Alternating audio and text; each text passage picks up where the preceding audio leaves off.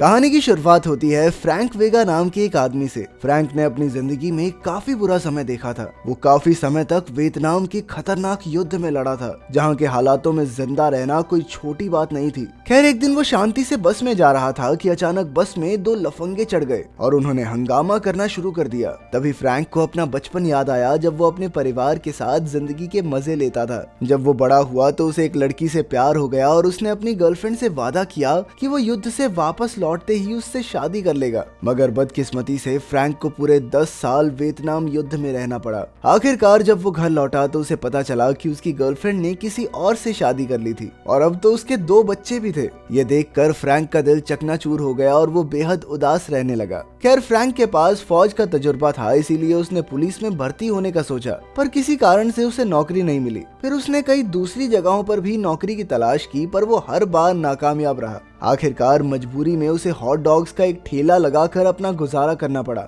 इस तरह मेहनत करते करते उसे कई साल हो गए थे, पर फिर एक दिन शहर में एक नया और सुंदर हॉट डॉग ट्रक आया, जिससे फ्रैंक का धंधा पूरी तरह चौपट हो गया। उसके सारे ग्राहक उस सुंदर ट्रक से हॉट डॉग खरीदने लगे। अब उसके पास बिना घर और नौकरी के इधर उधर घूमने के सिवा कोई रास्ता नहीं था। वर्तमान समय में बस के अंदर वो लफंगे एक बूढ़े आदमी को परेशान कर रहे थे। एक ने तो उसे घूसा मारने की कोशिश भी की, पर अचानक फ्रैंक ने बीच में आकर उसका हाथ पकड़ लिया। फिर उसने उन लफंगों की जमकर धुलाई की। कुछ लड़कों ने इस घटना की वीडियो बनाकर सोशल मीडिया पर डाल दी और कुछ ही समय में फ्रैंक अपनी बहादुरी के कारण देश भर में मशहूर हो गया। लोग उसे बैड एस के नाम से बुलाने लगे। कुछ लोग तो उसके नाम की टी शर्ट्स और उसकी पेंटिंग्स भी बनाने लगे थे। सिर्फ इतना ही नहीं, फ्रैंक और उसकी माँ को एक टॉक शो पर भी बुलाया गया, जहाँ उसे इतने सालों बाद उसके हक की इज्जत दी गई। पर बदकिस्मती से 3 महीने बाद ही उसकी माँ चल बसी। आखिरकार फ्रैंक अकेला अपनी माँ के घर में उनके कुत्ते के साथ रहने लगा। एक दिन फ्रैंक का दोस्त वॉशिंगटन उससे मिलने आया।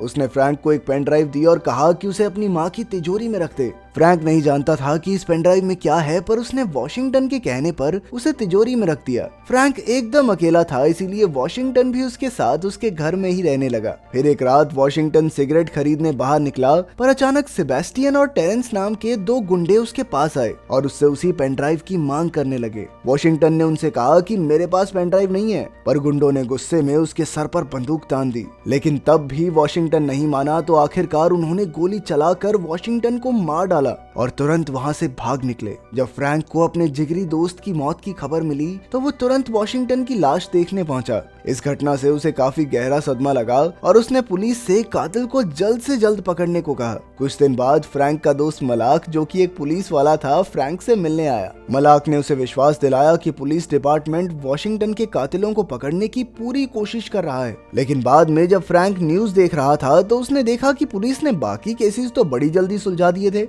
ये देखकर फ्रैंक को बहुत गुस्सा आया, क्योंकि पुलिस उसके दोस्त की मौत के केस में हाथ पर हाथ धरे बैठी थी। आखिरकार फ्रैंक ने खुद ये मामला अपने हाथ में लेकर कातिलों को ढूंढने का फैसला किया। सबसे पहले वो उस गाड़ी में पहुंचा जहां वॉशिंगटन का कत्ल हुआ था। थोड़ी छानबीन करने पर उसे वहां कुछ खाली बुलेट्स और एक लॉकेट मिला, जिसमें एक औरत की तस्वीर थी। फ्रैंक ने सोचा कि ये कोई सुराग हो सकता है, इसीलिए वो बुलेट्स और लॉकेट को चीजें खरीदने बेचने वाली दुकान यानी पॉन शॉप पर ले गया। दुकानदार ने उसे बताया कि ये लॉकेट टेरेंस नाम के आदमी का है और ये फोटो वाली औरत है उसकी पत्नी। अब फ्रैंक को टेरेंस का पता मिला तो वो सीधा उसके घर पहुंचा, लेकिन टेरेंस तो घर पर था ही नहीं और उसकी पत्नी ने बताया कि वो 1 हफ्ते से घर नहीं आया है। फ्रैंक ने उस औरत का लॉकेट वापस किया और उससे पूछा कि टेरेंस आखिर कहाँ मिल सकता है। टेरेंस की पत्नी ने बताया कि वो एक पार्क में अपने दोस्तों के साथ अक्सर बास्केटबॉल खेलता है। अब फ्रैंक तुरंत उस पार्क में पहुंचा जहां कई लड़के बास्केटबॉल खेल रहे थे। फ्रैंक ने उनसे टेरेंस के बारे में पूछा, लेकिन ढंग से बात करने की बजाय वो लड़के तो फ्रैंक का मजाक उड़ाने लगे। इससे फ्रैंक का पारा हाई हो गया और उसने एक एक करके सबको पीटा। असल में वो सब टेरेंस के दोस्त ही थे।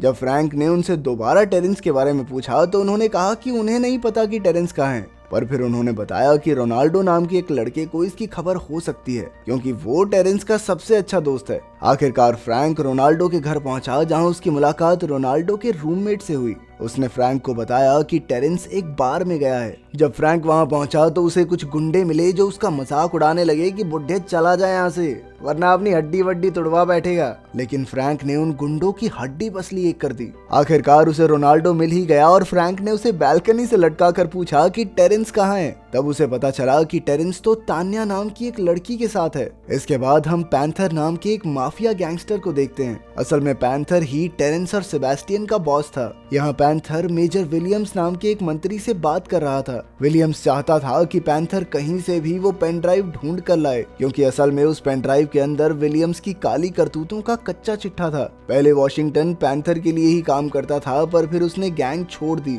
और पैंथर को धोखा देकर विलियम्स की पेन ड्राइव भी चुरा ली। उधर फ्रैंक टेरेंस को ढूंढने के मिशन पर था और तब उसके पड़ोसी मार्टिन ने उसकी मदद की। मार्टिन ने कहा कि उन्हें ये पता लगाना चाहिए कि आखिर उस पेन ड्राइव में ऐसा था क्या। उधर फ्रैंक तान्या से मिलने एक मसाज पार्लर पर गया जहां तान्या काम करती थी। फ्रैंक ने उससे टेरेंस के बारे में पूछा, पर तान्या ने उसे कुछ ज्यादा नहीं बताया। इसीलिए फ्रैंक ने रात को तान्या का पीछा करने का फैसला किया। छिपते छिपाते वो तान्या के घर में घुस आया, जहां आखिरकार उसे टेरेंस मिल ही गया। फ्रैंक ने उसे बहुत बुरी तरह पीटा और उससे पूछा कि वॉशिंगटन को मारने के पीछे किसका हाथ है, पर टेरेंस भी काफी अड़ियल था और उसने अपना मुंह नहीं खोला। तब फ्रैंक उसे किचन में ले आया और उसका हाथ गैस पर रखकर आग जलाने की धमकी दी। ये तरकीब काम कर गई और टेरेंस ने बताया कि वॉशिंगटन ने पैंथर नाम के एक गैंगस्टर से पंगा लेकर बहुत बड़ी गलती कर दी थी। वॉशिंगटन के पास जो पेन ड्राइव थी उसमें माफिया और मंत्री विलियम के खिलाफ बहुत ही ताकतवर सबूत थे। फिर टेरेंस ने फ्रैंक को पैंथर का पता भी दिया,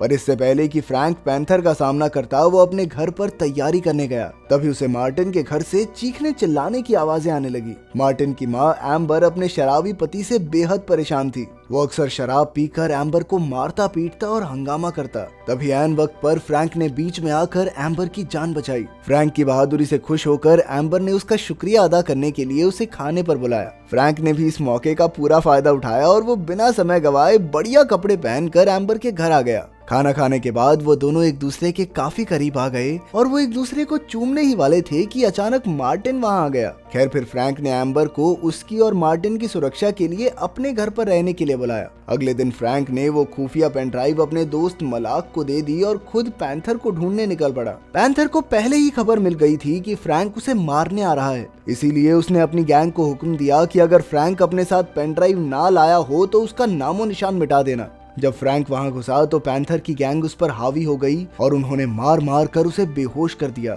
फिर उन्होंने फ्रैंक को बांधकर उसे टॉर्चर करना शुरू किया ताकि वो उन्हें पेन ड्राइव का पता बता दे। उन्होंने तो फ्रैंक को बिजली के झटके भी दिए, पर फ्रैंक कोई कच्चा खिलाड़ी नहीं था। इतने खतरनाक दर्द के बावजूद भी उसने अपना मुंह नहीं खोला। ये देखकर पैंथर गुस्से से तिलमिला उठा। उसने फ्रैंक का बटुआ निकाला जिसमें उसे फ्रैंक के घर का पता मिल गया। ये देखकर पैंथर बहुत खुश हुआ, क्योंकि अब वो फ्रैंक के घर वालों को भी टॉर्चर कर सकता है। इधर उसकी गैंग फ्रैंक को झटके दे रही थी और उधर पैंथर उसके घर की ओर जाने लगा। लेकिन कुछ ही पलों में फ्रैंक ने बड़ी ही चालाकी से खुद को आजाद कर लिया और एक माचिस जलाकर तेल के डिब्बों में फेंक दी।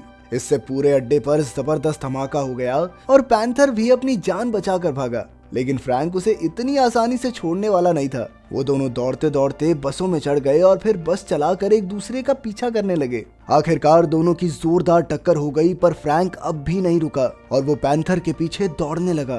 तभी रास्ते में उसे वही दो लफंगे मिल गए जिनको उसने बस में पीटा था। अब इन लफंगों ने भी बदला लेने की सोची और फ्रैंक पर हमला कर दिया, पर फ्रैंक ने उन्हें पीट पीट कर उनकी हड्डी पसली एक कर दी और उन्हें ढंग से समझा दिया कि इस इलाके का असली गुंडा कौन है। खैर फिर वो दोबारा से पैंथर का पीछा करने लगा। वहीं दूसरी ओर पैंथर फ्रैंक के घर तक पहुंच गया था। घर में एम्बर मौजूद थी और पैंथर ने उसे धमकी देकर कहा कि अगर उसने पैंथर की छिपाई हुई पेन ड्राइव उसे नहीं दी तो वो सबको मार डालेगा। तभी ऐन वक्त पर फ्रैंक वहां सबको बचाने के लिए आ पहुंचा और उन दोनों के बीच भयंकर लड़ाई शुरू हो गई। लड़ते लड़ते वो दोनों घर से बाहर आ गए और मौका देखते ही एम्बर पैंथर पर कूद पड़ी। उसी समय फ्रैंक ने पैंथर पर जबरदस्त वार करके उसे चित कर दिया। आखिरकार पुलिस ने पैंथर को गिरफ्तार कर लिया और जल्द ही पेनड्राइव में मिले सबूतों की मदद से विलियम्स को भी पकड़ लिया गया। उस पेनड्राइव की बदौलत पैंथर और विलियम की सच्चाई पूरे देश के सामने आ चुकी थी। आखिरकार उन्हें जेल हो गई और इधर फ्रैंक, एम्बर और मार्टिन एक साथ खुशी खुशी रहने लगे। अगर वीडियो पसंद आई तो लाइक कर देना, चैनल को सब्सक्राइब कर देना। मिलते हैं अगली वीडियो में।